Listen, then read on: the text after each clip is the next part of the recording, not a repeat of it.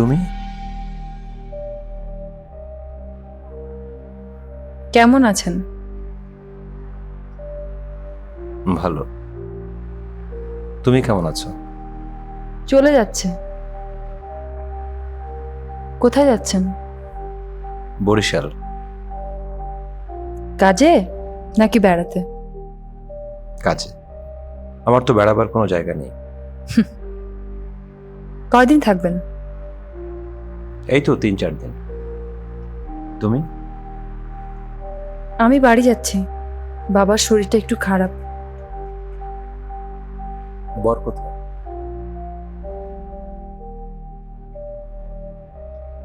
বর আসেনি, ছুটি পায়নি, শুক্রবার যাবে। ছেলে মেয়ে? ওদের স্কুল খোলা, ওদের বাবার সাথেই আছে। ও।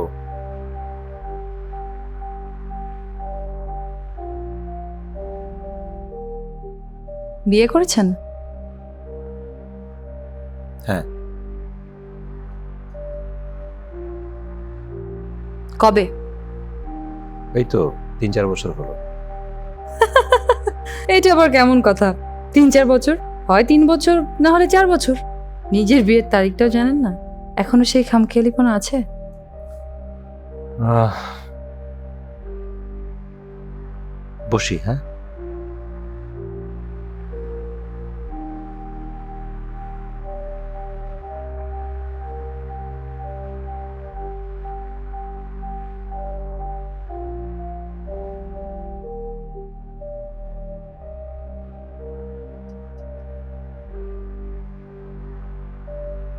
কি ব্যাপার, আপনি এত চুপচাপ যে? আমার সাথে কথা বলতে ইচ্ছে করছে না? না, তা করবে না কেন? তাহলে কথা বলছেন না কেন? আমি বরাবরই কম কথা বলি। আমার সাথে কিন্তু অনেক কথা বলতেন। হ্যাঁ, শুধু তোমার সাথে।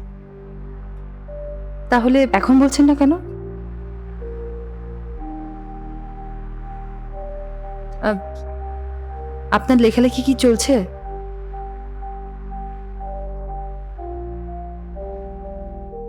আচ্ছা, আপনার না একটা বই বের হওয়ার কথা ছিল সেই সময়?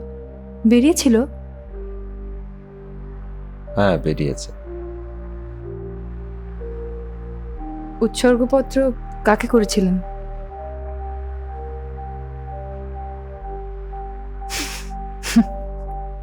আমাকে কিন্তু উৎসর্গপত্র করার কথা ছিল, পরে বুঝি আর ইচ্ছে করেনি। দেখো মৌরিন, তোমার সাথে আমার কিছু অমীমাংসিত বিষয় আছে। তো সেই বিষয়গুলো খোলাসা না হলে শুধুমাত্র কার্টিসি মেনটেন করে তোমার সঙ্গে আমার কথা চালিয়ে যাওয়া সম্ভব না। জীবনটা তো একটা অমীমাংসিত বিষয়ের সমষ্টি। এই কথা তো একসময় আপনার কাছেই শুনেছিলাম। আমারও এসব বিষয়ে কিছু কথা বলার আছে আপনার সাথে।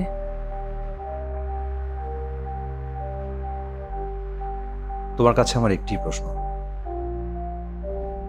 আমাকে তো জানাতে পারতে। জানানোর মতো কোনো সম্পর্ক কি আমাদের তৈরি হয়েছিল?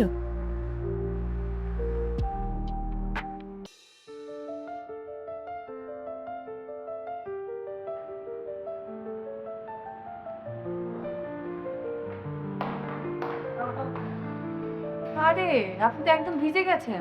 আরে তোমাদের জন্য তো এলাম, আসতে হলো। এই বাকি সবাই কোথায়? কেউ তো আসেনি মনে হচ্ছে, আমি তো একাই বসে আছি। ও, আরে, কি করছেন আপনি? কি?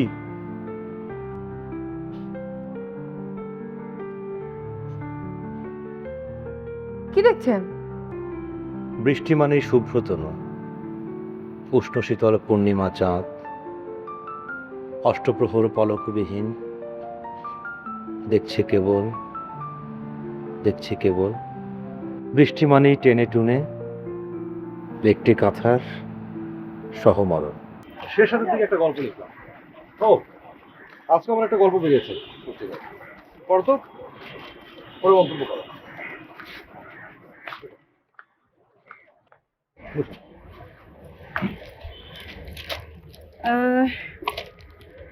মেয়েটি আমার থেকে 2 বছরের জুনিয়র, পরে গণিত বিভাগে। কি পড়ো, পড়া শেষ করো, তারপরে মন্তব্য করো। আচ্ছা, গল্পের শেষটা কি বলেন? ট্র্যাজেডি না হ্যাপি এন্ডিং?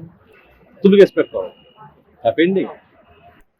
হ্যাপি এন্ডিং হওয়ার মতো কোনো সম্পর্ক কি তৈরি হয়েছে? আর লোকজন আপনার সম্পর্কে নানা আজে বাজে কথা বলে, এগুলো আমার শুনতে ভালো লাগে। আচ্ছা, আমার সম্পর্কে তুমি কি জানো? আমি যেটা জানি সেটা তো অন্য কেউ জানে না। এবার আপনার একটা চাকরির দরকার, চাকরি করবেন, পাশাপাশি লেখালেখিটা করবেন। চাকরির কেন দরকার? এখন তো আমাকে কেউ বিয়ে করছে না। এখন আপনাকে কেউ বিয়ে করছে না ঠিক আছে, কিন্তু আপনি চাকরি না করলে তো কেউ আপনার উপর ভরসা করতে পারছে না, তাই না? আরে ভরসা রাখলে একটা অবস্থা হয়ে যাবে। আচ্ছা, লোকজন যে আমার সম্পর্কে আজে বাজে কথা বলে, তুমি সেটা বিশ্বাস করো? বিশ্বাস অবিশ্বাসের প্রশ্ন আসছে না। একজন লেখকের এই চরিত্রটি আমার অচেনা। শোনো, রবীন্দ্রনাথ বলেছেন, কবিকে খুঁজো না তার জীবন চরিত্র, তুমি যা চোখে দেখছো তার পুরোটাই বিশ্বাস করো। ঠিক আছে? আচ্ছা, কালকে তোমার কি কাজ বলো তো? আমার সঙ্গে একটা জায়গায় যাবে? কোথায়? একটা বাসায় যাব, তারপর তোমার সঙ্গে কিছুক্ষণ সময় কাটাবো। তুমি থাকলে আমার সময়টা অনেক সুখকর হবে। একটা কাজও হতে পারে। আমি এই, যাই। দাঁড়াও, দাঁড়াও। কি তুমি উল্টাপাল্টা কিছু ভেবো না, মানে একজন প্রকাশকের বাসায় যাব, মানে ঠিক বাসায় না, অফিসে যাব। যাবে? আপনার বইয়ের কাজে? হুম। এটা তো বললেই হয়। চলো।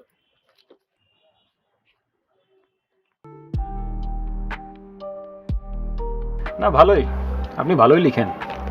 ওই বাকি পাণ্ডুলিপিগুলো এনেছেন? জি, সবগুলো তো আনা হয়নি, দু একটা আছে এই ডায়েরিতে, পড়ে দেখতে পারেন। সবগুলো আনিনি।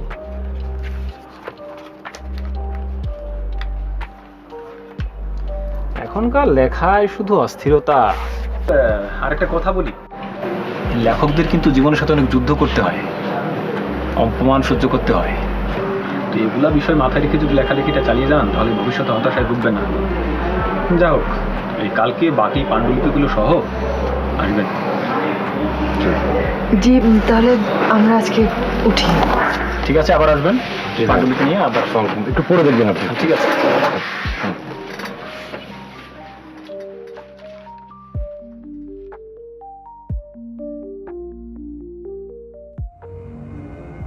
উফ, বই বের করা এত ঝামেলা। আরে ঝামেলার কি দেখেছো? ঝামেলা তো মাত্র শুরু। শোনো, বিখ্যাত নাট্যকার স্যামুয়েল বেকেট তার প্রথম বই বের করার জন্য 42 জন প্রকাশকের কাছে গিয়েছিল। 42 জন, বুঝছো? আর তিনি কিনা নোবেল পুরস্কার পেয়েছেন। আমার তো মনে হয় তার বইয়ের জন্য না, তার ধৈর্যের জন্য তাকে নোবেল পুরস্কার দেওয়া উচিত ছিল। শুধু উদাহরণ, তাই না? আরে বাবা, প্রথম বই, একটা উত্তেজনা তো আছে। উত্তেজনা কি বোঝো তো? বুঝতে চাই না আমি ওগুলা। শোনো, আমার প্রথম লেখা যখন কবিতার অক্ষরে পত্রিকায় ছাপা হয়, উত্তেজনা একজনকে জড়িয়ে ধরেছিলাম। আর বই বের হলো হ্যাঁ তো হ্যাঁ হ্যাঁ, আপনি বই বের হলে কি করবেন সেটা আমি শুনতে যাচ্ছি না, কিন্তু আপনার বই বের হলে সব থেকে খুশি কিন্তু আমিই হব।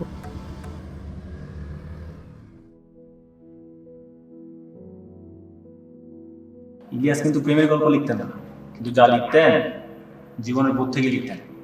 ইলিয়াসের কাছ থেকে আমাদেরকে শিক্ষা নিতে হবে, কিভাবে জীবন অধ্যয়ন করতে হয়, নীরবে নিভৃতে থেকে কাজ করতে হয়।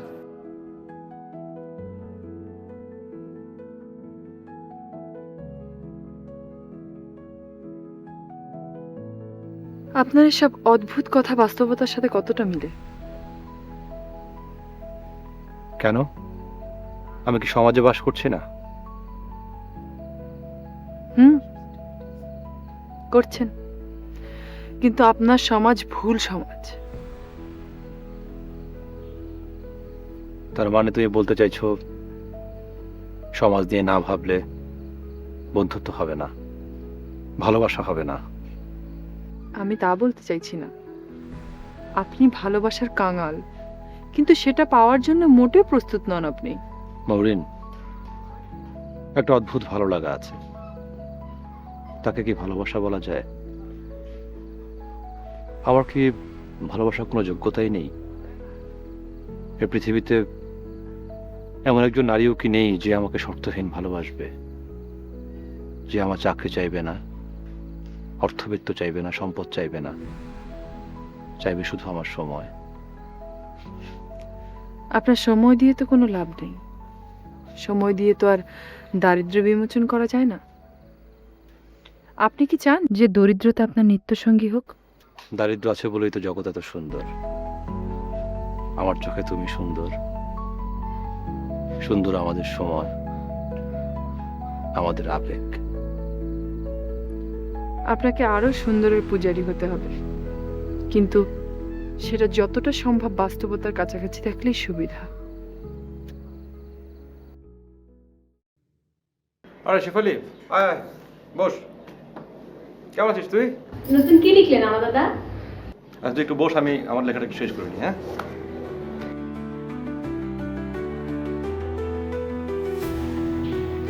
তীর ভাঙনের কোনো ধ্বনি তুমি শুনতে পাবে না, কারণ এত নিঃশব্দ তোমার হেঁটে চলা, সে তুমি শুনতেই পাবে না।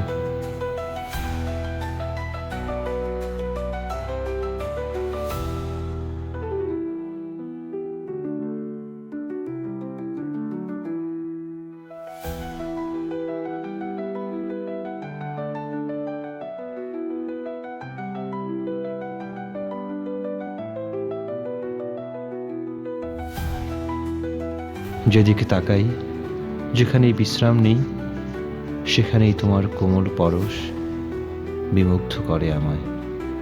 তাই দিক নির্দেশের প্রয়োজনই পড়ে না আমার। আমি ছুঁয়ে যেতে চাই তোমার স্বপ্ন, তোমার ভাবনা, যা তুমি ভাবো দিবারাত্রি।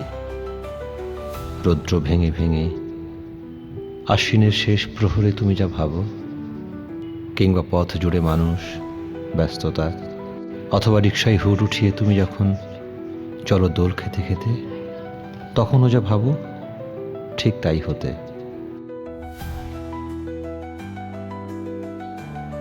আমি আজকে যাই আমার দাদা। ঠিক আছে, যা।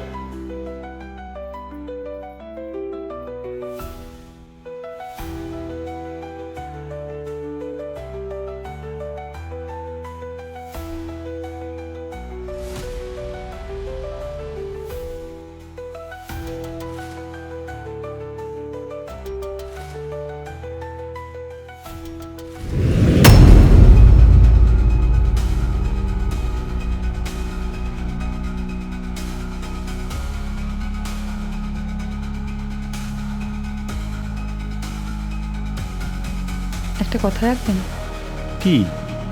আপনি আর শেফালির সঙ্গে মিশবেন না। আপনার সম্পর্কে যা শুনি সেগুলো যেন সত্যি না হয়। কি কি শোনো বলো তো? বলতে পারবো না, তবে এই অনুরোধটা আশা করি আপনি রাখবেন। ওকে, আমি আর কখনোই শেফালির সঙ্গে মিশবো না। চন্দ্র সাক্ষী, সূর্য সাক্ষী, তুমি সাক্ষী, ও আর কখনোই আসবে না। ওকে?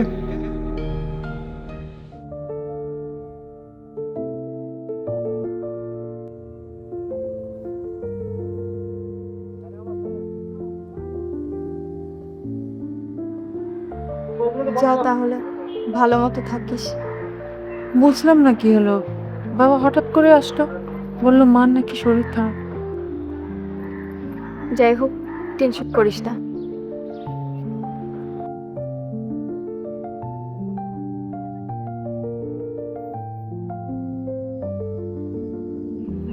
বাবা এখনই যাবেন? আর একটু রেস্ট নিয়ে যাইতেন। রেস্ট আর নেওয়া লাগবে না আম্মা। লঞ্চ উঠে একটা ঘুম দিছিলাম, ঘুম থেকে উঠা দেখি সদরঘাট।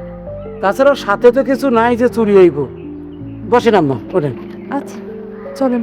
শিলা যাই রে, তুই কবে যাবি? যা, যাবো কাল পরশু। আচ্ছা ঠিক আছে, ভালো থাকি। যাস কিন্তু। চল যাও ঘুরো। বাড়িতে যাস।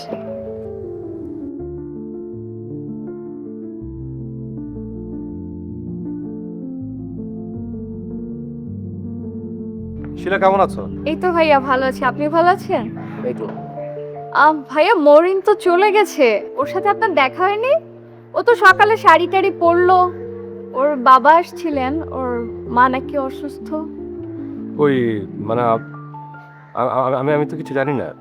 ও আচ্ছা, আমি এবার বাড়িতে গেলে ওদের বাসায় যাব, আপনি কিছু বলবেন? না ঠিক আছে।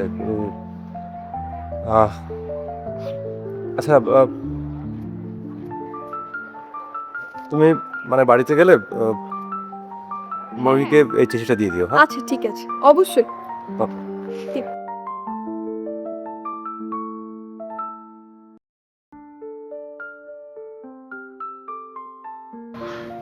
লাগবে না, মাছ রাখেন, খাবো না। নেন আম্মা, পুকুরের মাছ খান।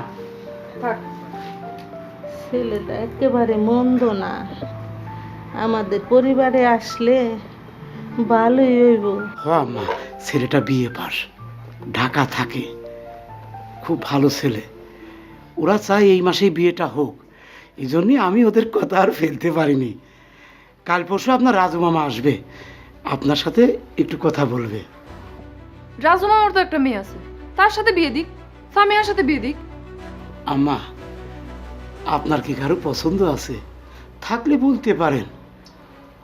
অত কথা শোনার লাভ নাই, ব্যাপারটা ওর উপরে তুমি ছেড়ে দাও। মেয়ে এখন আর ছোট নাই, অনেক বুঝতে শিখছে সে। আম্মা, আম্মা জান, আম্মা জান, তুমি কি বললে আর আম্মা জান রাগ করে চলে গেল? বুঝতে পারছি না রে।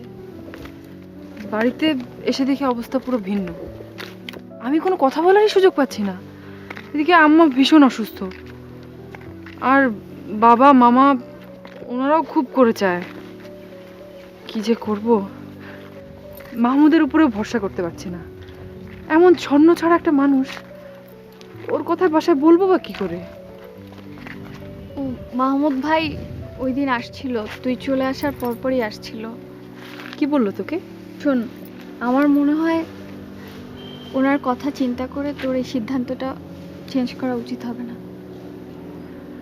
আমিও তাই ভাবছি, কিন্তু মানুষটাকে ভুলে থাকা খুব কষ্টের। বাদ দে। কি মা শিলা, কেমন আছো? ওয়ালাইকুম সালাম। বসো বসো, তোমরা কথা বলো। মরিন, আমার মনে হয় তোর ওনার মুখোমুখি একবার হওয়াটা জরুরি। সেটা তো সম্ভব না, ওনার সাথে দেখা তো করতে পারবো না, কিন্তু টেলিফোনে যে যোগাযোগ করবো সেই ব্যবস্থাও তো নেই। আচ্ছা, তোর সাথে তো দেখা হয়েছিল, কিছু বলেছে? কই না, কিছুই বলেনি, ওই একটু অপেক্ষা করলো। আচ্ছা শোন, আমরা চলে যাচ্ছি, বাবার বদলি হয়ে গেছে, ইউনিভার্সিটি আয়, তারপরে দেখা হবে। দেখি রে, যে ঝামেলার মধ্যে পড়েছি, মনে হয় না পড়াশোনা আর হবে। দূর পাগলি। কি যে করি। ভালো আছেন আন্টি? হ্যাঁ ভালো আছি, তুমি ভালো? ওকে একটু বোঝাও মা, মেয়ে পড়ালেখা করে যদি কথাই না শুনে তাহলে পড়াশোনা করে লাভ কি বলো? হয়েছে, আপনাকে আর বলা লাগবে না, যান ওই ছেলে খবর দেন, এক্ষুনি বিয়ে পড়া দেন। আলহামদুলিল্লাহ। আরে ও মরিনের বাপ, মরিনের বাপ, ও মরিনের বাপ। আশ্বিনের শেষ প্রহরে তুমি যা ভাবো, কিংবা পথ জুড়ে মানুষ, ব্যস্ততা, অথবা রিকশায় হুড উঠিয়ে তুমি যখন চলো দোল খেতে খেতে, তখনও যা ভাবো ঠিক তাই হতে।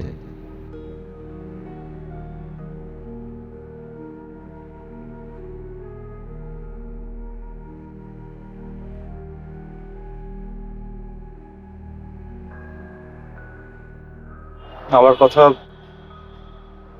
কিছুই বললো না, একবারও না। আপনি তো জানেন মেয়েদের করার কিছুই থাকে না, আমার জানা মতো ওরও করার কিছু ছিল না। আমিও অনেক চেষ্টা করলাম, কিছু করতে পারিনি।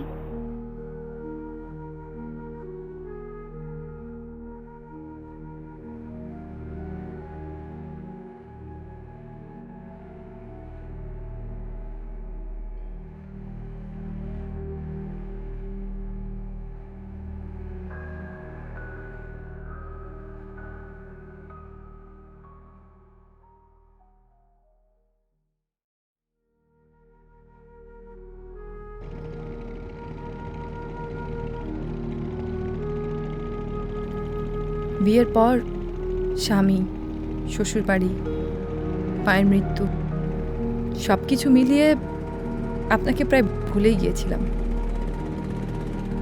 শুধু মনে হচ্ছিল যেটা হয়েছে ঠিকই হয়েছে, এর বেশি কিছু পাওয়ার কথা ছিল না আমার। আর এখন তো পুরোপুরি সংসারী, কিন্তু সব সময় মনে হয়েছে আমি আপনাকে ঠকিয়েছি। না, ঠকানোর প্রশ্ন নয়, আমার ওই একটাই প্রশ্ন ছিল, উত্তর পেয়ে গেছি। আরেকটা প্রশ্ন করি? খুব কার্টিসি করছেন যে। তোমার মায়ের ব্যাপারে তুমি তো আগে থেকেই জানতে, তবু আমার ব্যাপারে সিদ্ধান্ত নিতে এতটা সময় নিয়েছিলে কেন? সেসব কৈফিয়ত এখন দিয়ে আর কি লাভ? তবে ওই দিন শিলা আমার পাশে থাকলে সিদ্ধান্ত নিতে আমার খুব সুবিধা হতো। শিলা? কিন্তু শিলা যে আমাকে বলল তুমি নাকি আগেই সিদ্ধান্ত নিয়েছিলে। আমার চিঠির উত্তর দাওনি কেন? চিঠি? কার চিঠি? কেন সেদিন তোমাকে শিলা আমার লেখা একটি চিঠি দেয়নি? না তো।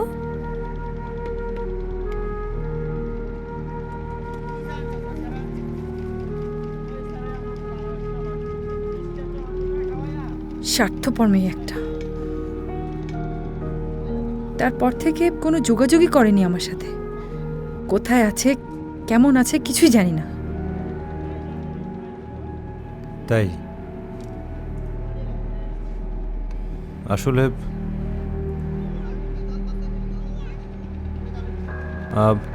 একটা কথা তোমাকে বলা হয়নি।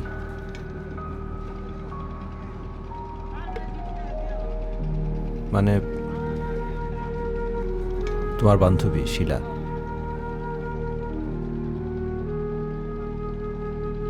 সে এখন আমার স্ত্রী। কি?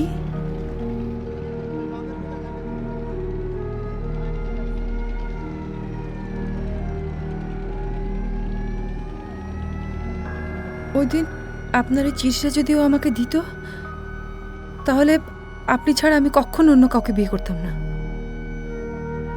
আমি ওর কাছে পরামর্শ চেয়েছিলাম, কিন্তু আপনার ব্যাপারে ও কখনোই আমাকে ভরসা দেয়নি। সবসময় আমাকে বলেছে আপনি ছন্ন ছাড়া, সব আজে বাজে মেয়েদের সাথে মিশেন। কিন্তু আমার সম্পর্কে তুমি তো ওর চেয়ে অনেক বেশি জানতে, তো আমার সম্পর্কে খোঁজ নেবার জন্য তুমি ওকে জিজ্ঞেস করেছিলে কেন? খুব বেশি মিথ্যেও বলেনি, আমি নিজেও দেখেছি। যাক, সে কথা এতদিন পর সে কথা বলে আর কি লাভ? তুমি আমাদেরকে ভুল বুঝছো। আমরা তোমাকে জানাতে চেয়েছিলাম, কিন্তু ওরা ওখান থেকে চলে আসার পর তোমার সঙ্গে একেবারেই যোগাযোগটা বন্ধ হয়ে যায়। আমি সব বুঝতে পেরেছি। ভেবেছিলেন আমাকে জানালে আমি কষ্ট পাবো, তাই না?